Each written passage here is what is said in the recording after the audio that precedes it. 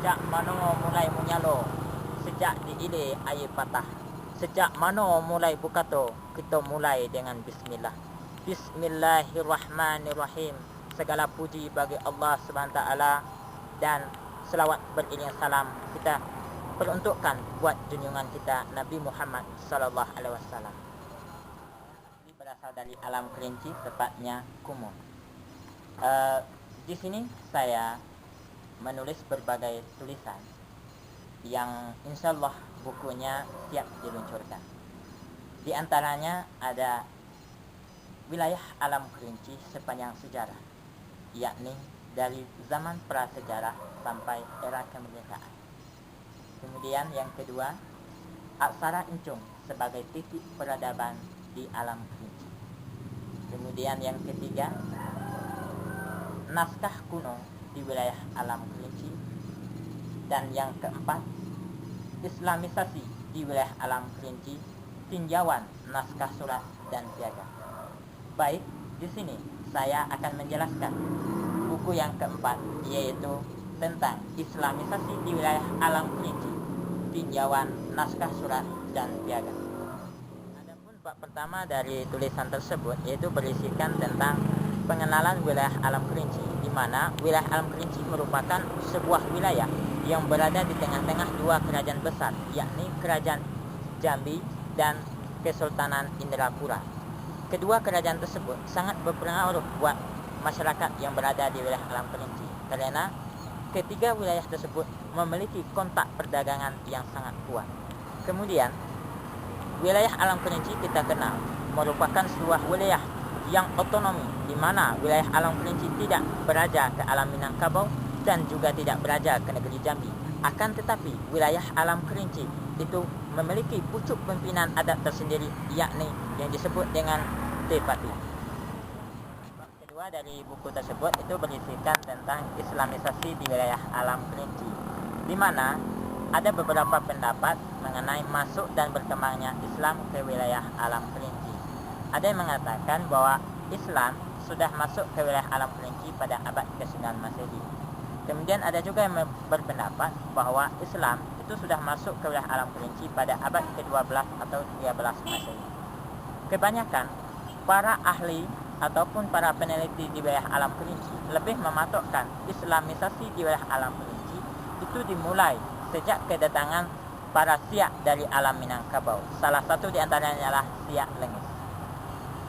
Akan tetapi penulis menemukan hal yang berbeda, bahwa Islam di wilayah alam Kerinci itu sejak abad ke-15 dan 16 Masehi. Hal ini dikarenakan Uli Kozo merupakan ahli filologi telah menemukan sebuah naskah, yakni naskah Melayu tertua di dunia yang terdapat di pedalaman alam Kerinci, yaitu di Tanjung Tanah. Naskah ini merupakan salah satu bukti yang dapat membantah semua pendapat para ahli, di mana Islam sudah datang pada abad ke-13.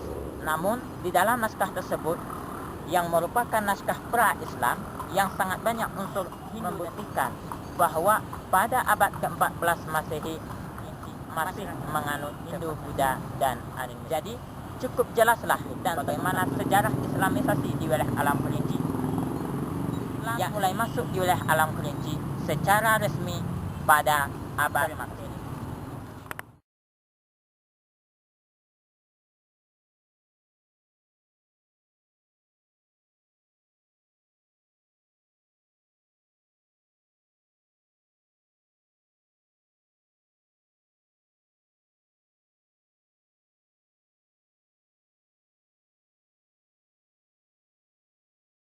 Pada bab 3 itu berisikan tentang naskah surat dan piagam, di mana naskah merupakan naskah yang berasal dari pihak Kesultanan Jambi dan pihak Kesultanan Indrapura. Naskah surat merupakan naskah yang berasal dari Indrapura, sedangkan naskah piagam itu merupakan naskah yang dikirim ataupun dijemput langsung dari ke alam Kerinci dan dijemput langsung oleh Depati di alam Kerinci ke Muara Musuma. Di mana naskah surat dan piagam tersebut merupakan salah satu bukti yang merekam bagaimana Islamisasi di wilayah Alam Kerinci. Tersebut berisikan tentang Islamisasi di wilayah Alam Kerinci, tinjauan naskah surat dan piagam, di mana naskah surat dan piagam tersebut kebanyakan dikirim ataupun diberikan oleh pihak Kesultanan Jambi dan Kesultanan Indrapura pada abad ke-16 Masehi. Dalam hal ini saya akan membagi Islamisasi di wilayah Alam Kerinci menjadi dua periode, yakni sebelum abad ke-17 Masehi, yakni abad ke-16, kemudian setelah abad ke-17 Masehi, dalam artian abad ke-18 dan 19 Masehi. Islamisasi di wilayah Alam Kerinci ini dapat kita tinjau dari berbagai aspek,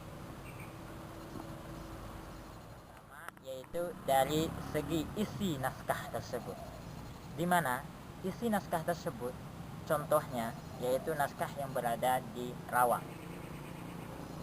Naskah tersebut merupakan piagam yang dikirim oleh pihak Kesultanan Jambi kepada Pendapo Besar Tanah Rawa. Di dalam naskah tersebut berisikan tentang pada masyarakat Alam Kerinci, para depati, para kodi-kodi untuk meningkat yang sesuai dengan syarat di Alam Kerinci.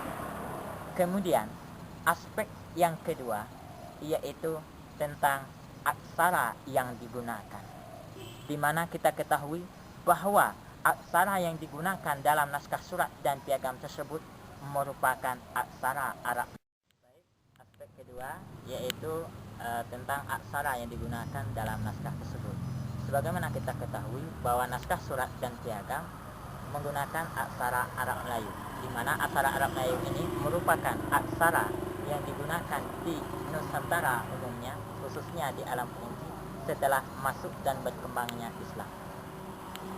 Dan kita ketahui bahwa jauh sebelum masuk dan berkembangnya Islam di wilayah Alam Kerinci, masyarakat Alam Kerinci lebih menggunakan aksara encung dalam tradisi tulis-menulis atau tradisi pernaskahan.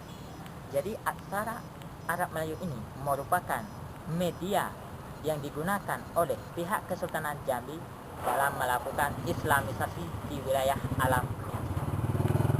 Ketiga yaitu aspek sejarah, dalam artian sejarah pengiriman ataupun sejarah pemberian naskah surat dan piagam tersebut ke wilayah Alam Kerinci.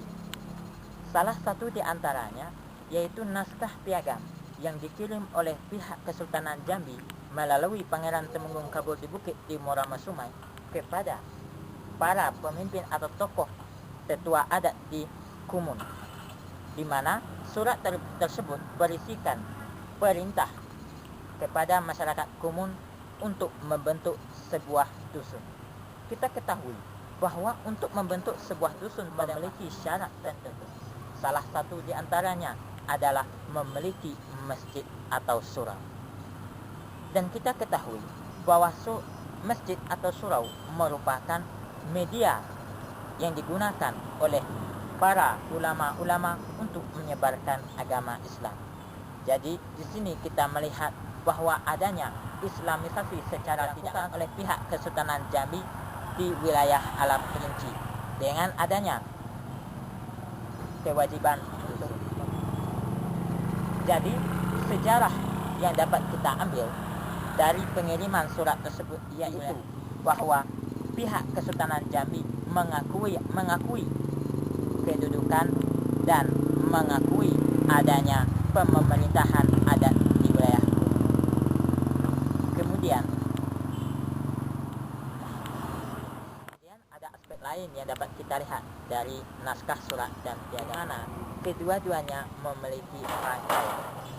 Kita ketahui bahwa hamparan besar Tanah Rawa yang pada kala itu merupakan pusat pemerintahan Depati 8 Lekain di Alam Kerinci, terdapat sebuah surat, yakni surat piagam dari pihak Kesultanan Jambi.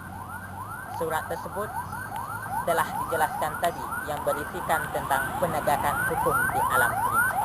Naskah ini dikirim oleh pihak Kesultanan Jambi ke wilayah Alam Kerinci, tepatnya di hamparan besar Tanah Rawa. Hal ini dikarenakan hamparan besar tanah Rewang sebagai mendapo adat dan mendapo syarak di wilayah alam. Ini dibuktikan dengan adanya keserasian ataupun kolaborasi yang dilakukan oleh dua tokoh di alam Kerinci, yakni ulama yang berkedudukan di masjid dan para depati yang berkedudukan di Mendapo dalam menyebarkan Islam di wilayah alam Kerinci. Oke, itulah yang dapat saya sampaikan kali ini. Dan jikalau saudara-saudari, bapak-bapak, ibu-ibu ingin mendapatkan lebih jelas tentang ulasan buku tersebut, dapat membeli bukunya langsung, dan insya Allah buku tersebut akan segera kita luncurkan. Wabillahi taufiq wal hidayah. Wassalamualaikum warahmatullahi wabarakatuh.